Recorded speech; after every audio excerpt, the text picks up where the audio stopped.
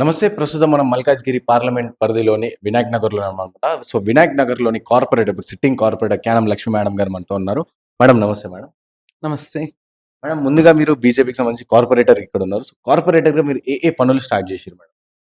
నేను కార్పొరేటర్ అయిన తర్వాత చాలా పనులు చేశాను. హ్మ్. నేను యాజ్ ఇట్ ఈజ్ కార్పొరేటర్ అవ్వకముందు మా రోడ్లు గానీ, డ్రైనేజ్ వ్యవస్థ గానీ చాలా అస్తవ్యస్తంగా ఉండేది. హ్మ్. ఎక్కడ చూసినా ఏ రోడ్డు మీద చూసినా గానీ డ్రైనేజ్ పారుతూ ఉండేది. హ్మ్. అండ్ రోడ్లు లేనే లేవసలు. సో, అవన్నీ కూడా నేను టేకప్ చేశాను. హ్మ్. అంటే మెయిన్‌గా జీహెచ్ఎంసీ చేయాల్సింది మౌలిక సదుపాయాలు. సో, ఎక్కడెక్కడ స్ట్రీట్ లైట్స్ లేవు, ఎక్కడెక్కడ 3 ఫేజ్ పవర్ లేదు. సింగిల్ ఫేజ్ పవర్ ఉండేది. హ్మ్. అవన్నీ చేపిచ్చాము. చాలా పోల్స్ ఏపిచ్చి స్ట్రీట్ లైట్స్ చేపిచ్చాము. బెండ్ అయిన పోల్స్‌ని చేపిచ్చాము. అట్లాగే స్టార్మ్ వాటర్ డ్రైన్స్ అవన్నీ కూడా క్లీనింగ్ చేపిచ్చడము. అండ్ బాక్స్ డ్రైన్స్ చాలా బాక్స్ డ్రైన్స్ హ్మ్. చేపిచ్చాం. లేకపోతే మాది ఇనండేషన్ అనమాట.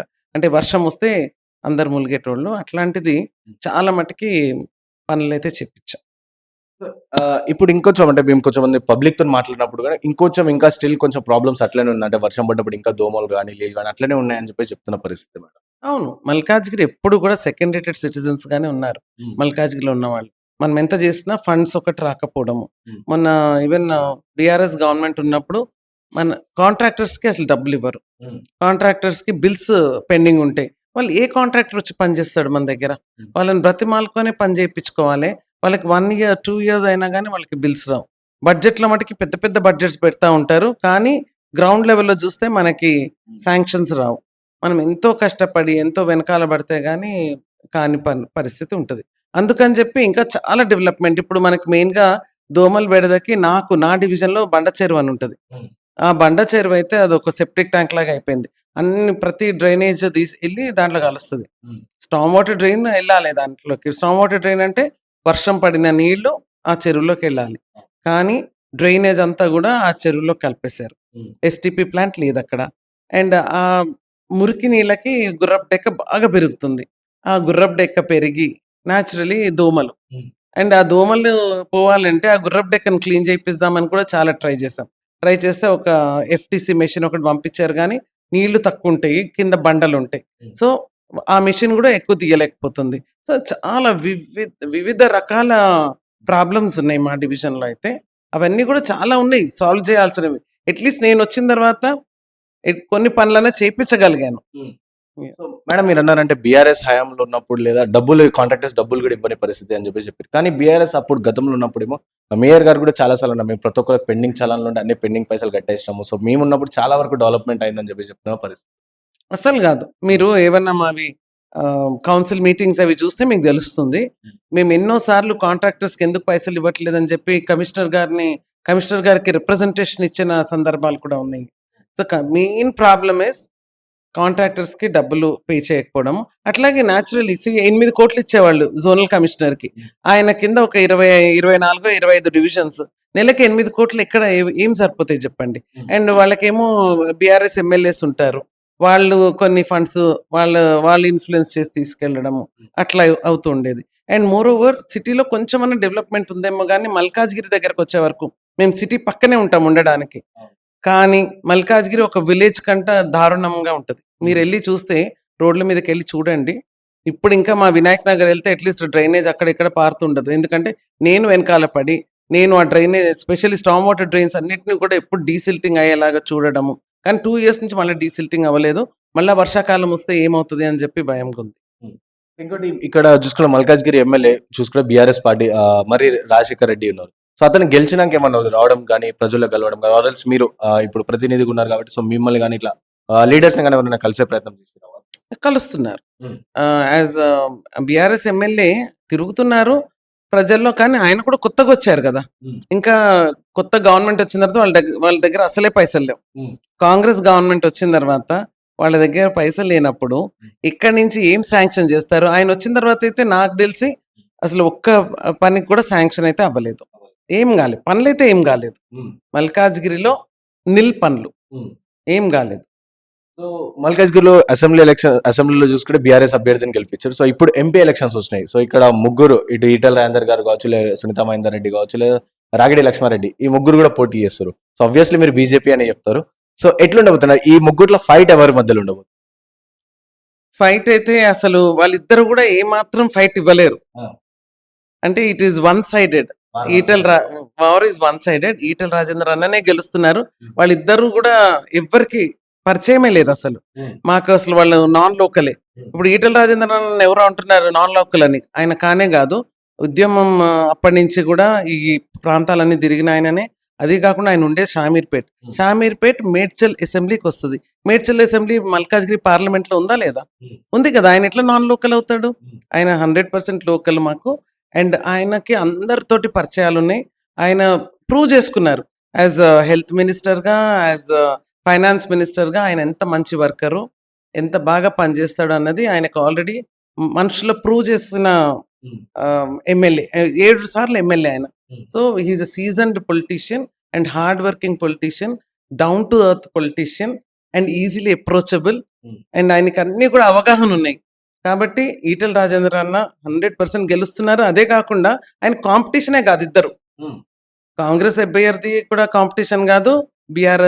బీఆర్ఎస్ అభ్యర్థి అసలు లేనే లేనట్టు. హ్మ్. కాబట్టి మాకైతే one sided it is Etela Rajender అన్న హ్మ్. గెలుస్తున్నారు. కానీ మొన్న రీసెంట్‌గా రేవంత్ రెడ్డి గారు మల్కాజ్గిరిలో మాట్లాడినదేంటంటే సునీత మహేందర్ రెడ్డి చేవెళ్ళ ఆమె. కానీ మల్కాజ్గిరి ప్రజల కోసం తీసుకొచ్చి ఇక్కడ పోటీ చేయిస్తున్నాను. అలాగే ఎలాగైతే నన్ను మీరు మల్కాజ్గిరి ప్రజలు ఎంపీగా గెలిపించారో సో, అలాగే సునీత మహేందర్ రెడ్డిని గెలిపించండి. అండ్ ఈటెల రాజేందర్ గారు ఒక డమ్మీ క్యాండిడేట్ అని కూడా చెప్పిన పరిస్థితి మేడం. అది ఒక పెద్ద జోక్ లాగా అనిపిస్తుంది నాకు. ఎందుకంటే హ్మ్. ఇప్పుడు ఈటెల రాజేందర్ గారు డమ్మీ అనడము అసలు ఆయన డమ్మీ. నిజంగా చెప్పాలంటే మన రేవంత్ రెడ్డి ఆయనని మేమందరం ప్రశ్నించే గొంతుకని చెప్పి ఒక పాంప్లెట్ ఇచ్చాడు. నాకు బాగా గుర్తుంది.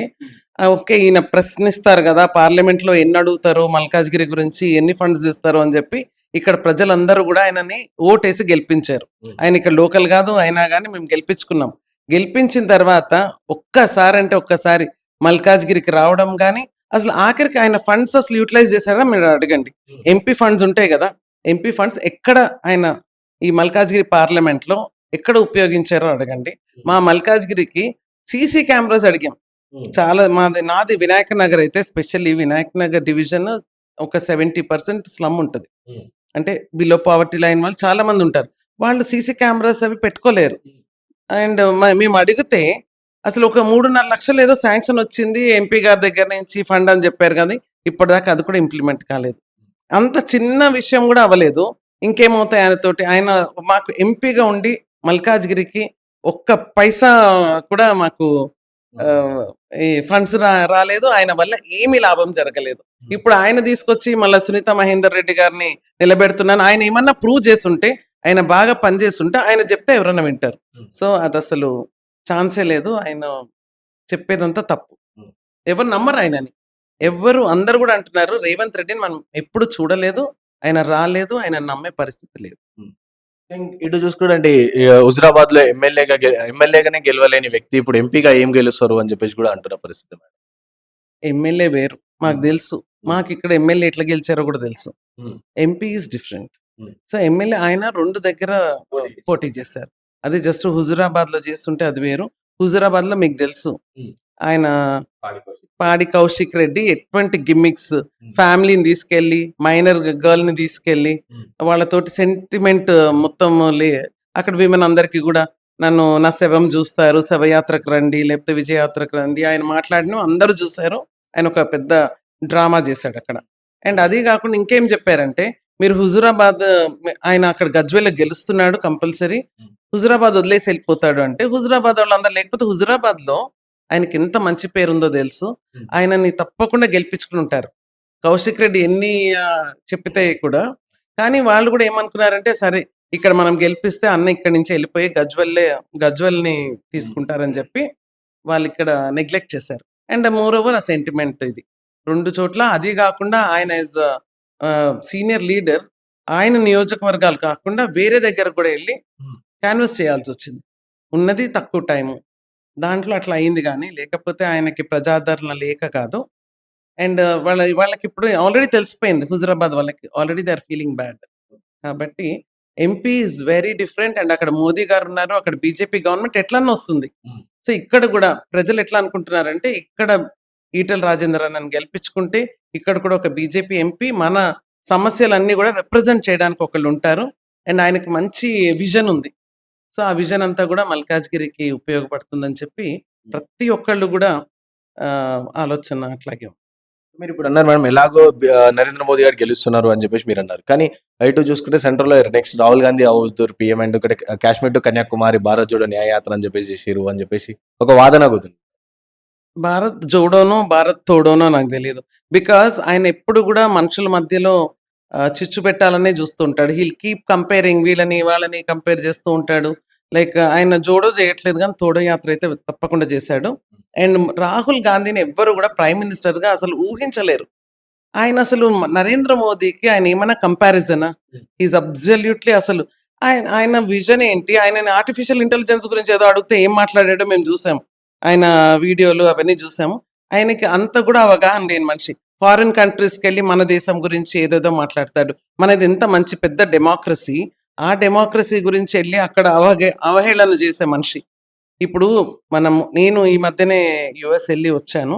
రిటర్న్ వచ్చాను. అక్కడ కూడా చూడాలి మోదీ గారంటే ఎంత మంచి పేరు. ఆయనంటే ఒక రెస్పెక్ట్. అండ్ మనలాంటి వాళ్ళం వేరే కంట్రీస్‌కెళ్తే గూడా మనకి ఎంతో ఇంపార్టెన్స్ ఇస్తున్నారిప్పుడు. ఇప్పుడు ఫర్ ఎగ్జాంపుల్ మా ఫ్రెండ్ దుబాయ్‌లో ఉంటది. ఆమె జెప్తుంది. దుబాయ్‌లో ఇంతకుముందు ఏంటి తెలుసా? ఇండియన్స్‌ని జూస్తే చిన్న చిన్న దొంగతనాలు అవన్నీ గూడా వాళ్ళ మీద పెట్టి, వాళ్ళని జైల్‌లో ఎయడం అటువంటివి చేసేవాళ్ళు. ఇప్పుడు చెయ్యరు. ఇప్పుడు వాళ్ళకేంటంటే ఇండియా దేశం, భారతదేశం అంటే అక్కడ ఫారెన్ మినిస్టర్ గాని, ప్రైమ్ మినిస్టర్ అంటే కూడా ఒక భయం. ఏంటంటే ఇష్టం వచ్చినట్టు వాళ్ళ మీద కేసులేసి, బనాయించి బా ఇక్కడ జైల్స్‌లో పెట్టడం అట్లాంటివి చేయట్లేదు. ప్రతి ఒక్కళ్ళకి కూడా ఒక రకమైన రెస్పెక్ట్. ఏంటంటే మన భారతదేశము, మనం ఇండియన్స్ అనగానే they are looking up on us. అంటే వీళ్ళు ఆ దేశం నుంచి కదా అని చెప్పి ఇప్పుడు ఇండియా అంటే ఫారిన్ కంట్రీస్ అన్నిట్లో కూడా తెలుసు. మొన్న జీ20 ఎంత సక్సెస్‌ఫుల్‌గా చేశారు. సో, వీటన్నిటి వల్ల నరేంద్ర మోదీ గారికి మంచి పేరుంది. అట్లాగే నరేంద్ర మోదీ అంటే ఏంటి? He is representing our country India. అంటే మనకు కూడా అంత రెస్పెక్ట్ వేరే దేశాల్లో గూడా మన ఇండియన్ పాస్‌పోర్ట్‌కి అంత వాల్యూ పెరిగింది. కానీ ఇంకోటి ఏమంటారంటే ఈ నరేంద్ర మోదీ వచ్చిన 10 సంవత్సరాల్లోనే చాలా వరకు ప్రైసెస్ పెరిగిపోయినాయి. ఇటు పెట్రోల్ 70 సంవత్సరాల నుంచి ఉన్న పెట్రోల్ రూ. 70 ఉండే కానీ 10 సంవత్సరాలు రాగానే రూ. 108కి వెళ్ళిపోయింది పెట్రోల్. అండ్ అలా గ్యాస్ రేట్లు పెరిగిపోయినాయి. ఇవన్నీ పెరుగుతూనే పోతున్నాయి కానీ సామాన్యుడు మాత్రం ఇంకా గరీబ్ అయితేనే ఉన్నాడు అని చెప్పేసి ఒక వాదన. మీకు తెలిసే ఉంటది. ఏంటంటే లైక్ వీళ్ళు ఎప్పుడైతే బీజేపీ గవర్నమెంట్ వచ్చిందో అప్పటికి మనము ఎన్నో వేల కోట్లు అప్పున్నాము. ఏది ఆయిల్ కంపెనీస్‌కి గాని అన్నిటికి గూడా. సో, అవన్నీ గూడా ఆయన ఒక్కొక్కటి చేసుకుంటూ వచ్చారు. అవన్నీ తీర్చుకుంటూ వచ్చారు. తీర్చుకుంటూ వస్తే అదంతా ఎవరి డబ్బులు? మనం అప్పు చేసింది గవర్నమెంట్ అప్పు చేసిందంటే అవి ఎవరికి అప్పు? మన మీద ఉన్నట్టే గదా అప్పు. ఆ అప్పులన్నీ తీర్చుకుంటూ వస్తున్నాడు ఆయన ఒక పక్క నుంచి. ఇప్పుడిప్పుడు మెల్లగా అంటే ఆఫ్‌కోర్స్ బ్యారెల్ రేట్ కూడా తగ్గింది. తగ్గినా గాని ఎందుకు లేదు అంటే అది ఇంతకుముందు కాంగ్రెస్ గవర్నమెంట్ చేసిన మిస్‌మేనేజ్‌మెంట్ వల్ల ఇప్పుడు మనము వాటిని ఇంకా కట్టుకుంటూ వస్తున్నాం గాబట్టి ఆ ప్రైస్ డిఫరెన్స్ ఉంటది. అండ్ ఇన్‌ఫ్లేషన్ అంటారా? మనకి ఎర్నింగ్ కెపాసిటీ పెరిగింది. మనం బాగా సంపాదిస్తున్నాం. సంపాదిస్తున్నప్పుడు ఇంతకు ముందు రేట్స్ తోటి కంపేర్ చేస్తే డెఫినైట్‌లీ ఇట్ ఈస్ ఇన్‌ఫ్లేషన్ అని చెప్పలేము. అండ్ గ్యాస్ కూడా ఇప్పుడు ఉజ్వల స్కీమ్ మనతోటి సమానంగా ఇప్పుడు మేమైతే ఎఫోర్డ్ చేయగలుగుతాం. ఎఫోర్డ్ చేయని వాళ్ళకి ఆయన సబ్సిడీ ఇస్తున్నారు. ముందు నుంచి కూడా ఇస్తున్నారు. రూ. 500 అసలు చాలా మందికి ఫ్రీ గ్యాస్ అది. ఉజ్వల అనగానే ఫ్రీ గ్యాస్. తర్వాత ఇప్పుడు మళ్ళా ఆయన సబ్సిడీ ఇస్తున్నారు కదా! ఎప్పుడైతే ఆయన హి can give subsidies he is able to give. మన తెలంగాణలో వాళ్ళు టాక్స్‌లు రెడ్యూస్ చేయకుండా వేరే స్టేట్స్‌లో అయితే తక్కువుంది. ఏది పెట్రోల్ రేట్. అది మన దగ్గర తగ్గించలేదు. మన కేసీఆర్ గవర్నమెంట్ తగ్గించలేదు. ఈవెన్ రూ. 10 ఒకటేసారి ఇండియన్ గవర్నమెంట్ తగ్గిస్తే కూడా పెట్రోల్ మీద ఈయన ఒక్క పైసా కూడా తగ్గించలే. సో, అందుకే మనం ఎక్కువ పే చేస్తున్నాము. అండ్ ఫ్యూచర్‌లో డెఫినైట్‌లీ ఇంకా షార్టేజ్ లేకుండా చేశాడాయన. ఆయిల్ షార్టేజ్ లేదు. లైక్ అవుతున్న వార్స్‌ని చూస్తే తప్పకుండా మనకు షార్టేజ్ వచ్చుండాలి. కానీ రాకుండా వేరే దగ్గర నుంచి తీసుకొచ్చి, రష్యా దగ్గర నుంచి తీసుకొచ్చి మనకి షార్టేజ్ లేకుండా చేస్తున్నారు. కాబట్టి ఆయన చేస్తున్నవన్నీ మన ఆహ్, బీజేపీ గవర్నమెంట్ తీసుకుంటున్న ప్రతి పాలిసీ కూడా it's right for our people. ఎప్పుడైనా గాని పీపుల్ ఫ్రెండ్లీ గవర్నమెంట్ అది. బీదవాళ్ళని చూస్తున్నారు. కాబట్టి దాన్ని ఆ బేసిస్ మీద ఆహ్, మనం మాట్లాడకూడదు.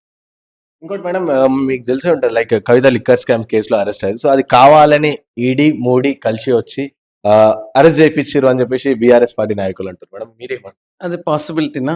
మీరే చెప్పండి. అసలు ఈడీకి, సీబీఐ గాని, ఈడీ గాని లైక్ ఇన్‌కమ్ టాక్స్ గానీ, లైక్ ఈవెన్ ఈసీ గానీ వీటన్నిటిని అసలు సెంట్రల్ గవర్నమెంట్ వాళ్ళకి ఇంకేం పని లేదా? They all are autonomous bodies కదా! వాళ్ళు చేసే పనులు వాళ్ళు చేసుకుంటూ ఎళ్తారు. ఆమెకి ఇప్పుడు ఇంత సోషల్ మీడియా ఉంది. ఇంత మీడియా ఉంది. ఇంతమంది అపోజిషను, ఇంతమంది మోదీని ఇంతసేపు ఆయన ఏం చేస్తున్నాడో అనేసి చెప్పి ఆయనని విమర్శించేవాళ్ళు. వాళ్ళు ఊరుకుంటారా? కేసీఆర్ ఊరుకుంటాడా? ఒకవేళ బనాయిస్తే ఈజ్ ఇట్ పాసిబుల్? అదే కేజ్రీవాల్ మీద ఏమన్నా అయితే ఊరుకుంటారా జనాలు? అదంతా వాళ్ళు ఏం ప్రూవ్ చేయలేకపోతున్నారు గాబట్టే. కేస్ ఉంది గాబట్టే. అంటే ఇప్పుడెందుకు అరెస్ట్ చేశారు అంటే వాళ్ళు they will take their time. ఇప్పుడు ఈడీ అన్నీ చూసుకునే గదా చేస్తది. 100% అండ్ కోర్ట్‌కి కూడా ఎళ్తున్నారు. ఆమెకు బెయిల్ ఎందుకొస్తలేదు? Because she suppose to be prime accused. అందుకే ఆమెకు బెయిల్ రావడం లేదు. సో, అవన్నీ కోర్ట్ చూసుకుంటది. ఈడీ చూసుకుంటది. దానికి మనకేం సంబంధం? We are only a political party. So, the autonomous bodies will take care of everything. మీరు యాజ్ ఎ వుమెన్‌గా చెప్పండి మేడం. అంటే కవిత లిక్కర్ స్కామ్స్ కేస్‌లో అరెస్ట్ అయింది కదా! సో, ఎలా అంటే మీరు యాజ్ ఎ వుమెన్ అండ్ అతను వుమెన్ వచ్చి లిక్కర్ స్కామ్స్ కేస్ చేసింది. సో, ఎలా మేడం? అది చాలా బాధాకరం. హ్మ్. అసలు యాక్చువల్‌గా యాస్ విమెన్ ఆమె దాంట్లోకి ఎందుకెళ్ళిందో అనిపిస్తుంది. హ్మ్. లిక్కర్ అసలు యాజ్ ఇట్ ఈజ్ మనము బీఆర్ఎస్ గవర్నమెంట్ వచ్చినప్పుడు 15,000 కోట్లు ఆదాయము. ఇప్పుడెంత 45,000 కోట్లు ఆదాయం అంట. 45,000 లక్షల ఆదాయమా ఏదో వాటెవర్ ఇట్ ఈస్. అంత ఆదాయం వచ్చేసింది. అంటే లిక్కర్ మీద. అంటే అందరిని తాగుబోతులని జేసేసిన తెలంగాణ గవర్నమెంట్.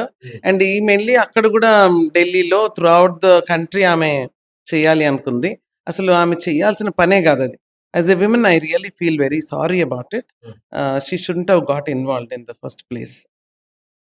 సో, ఫైనల్‌గా చెప్పండి మేడం. ఇప్పుడు మల్కాజ్‌గిరిలో మళ్ళీ ఎలక్షన్స్ ఉన్నాయి as usual Etela Rajender. So, Etela Rajender garu గెలవబోతారా? ఒకవేళ గెలిస్తే ఎంత మెజారిటీతోని గెలుస్తారు? అండ్ ఇప్పటివరకు మీరు ప్రజల్లో గూడా వెళ్తున్నారు చాలా వరకు. సో, ఏ విధంగా ఉంది రెస్పాన్స్ ఏ విధంగా ఉంది? అండ్ ఏం గ్యారంటీస్ ఏం హామీస్ ఇస్తున్నారు మీరు ప్రజలకి? డెఫినిట్‌గా he is going to win with a very great majority. హ్మ్. ఈజీగా నేనైతే ఒక 4, 5 లక్షల మెజారిటీతోటి ఆయన ఈజీగా గెలుస్తారు. మేమనుకోవడం మల్కాజ్‌గిరి నుంచి because it's one of the biggest 38 లక్షల ఓట్లున్నాయి. ఆయన మంచి మెజారిటీ తోటి గెలుస్తారు. ఆయనకొక మినిస్ట్రీ కూడా సెంట్రల్ మినిస్టర్ కూడా అవుతారు. అక్కడ కిషన్ రెడ్డి అవుతారు. ఇక్కడ ఈయన కూడా మళ్ళా మినిస్ట్రీ వస్తది. వచ్చినప్పుడు మల్కాజ్‌గిరి రూపే మారిపోతుంది. Because that is what we are expecting. ఎప్పుడైతే మంచి మెజారిటీ వస్తుందో నేను క్యాన్వాసింగ్‌కెళ్ళినప్పుడు గూడా అందరికి అదే చెప్తున్నాను. మనం ఎక్కువ మెజారిటీ తోటి గెలిపించుకున్నాం. మా ఎయిమ్ అంతా ఇప్పుడు అదే. ఆయన ఇట్లనే గెలుస్తున్నాడు. కానీ ఎక్కువ మెజారిటీ తోటి గెలిపించుకుంటే అది కూడా వన్ ఆఫ్ ది బిగ్గెస్ట్ కాన్స్టిట్యూయెన్సీస్ కాబట్టి ఇక్కడి నుంచి ఒక మినిస్ట్రీ వస్తే ఆయనకి మనకి ఎన్నో ఫండ్స్ వస్తాయి. ఎన్నో ఆయన చేయించగలుగుతారు. మేము పడుతున్న బాధలన్నీ గూడా తగ్గిపోతాయని చెప్పి మేము ఊహిస్తున్నాము.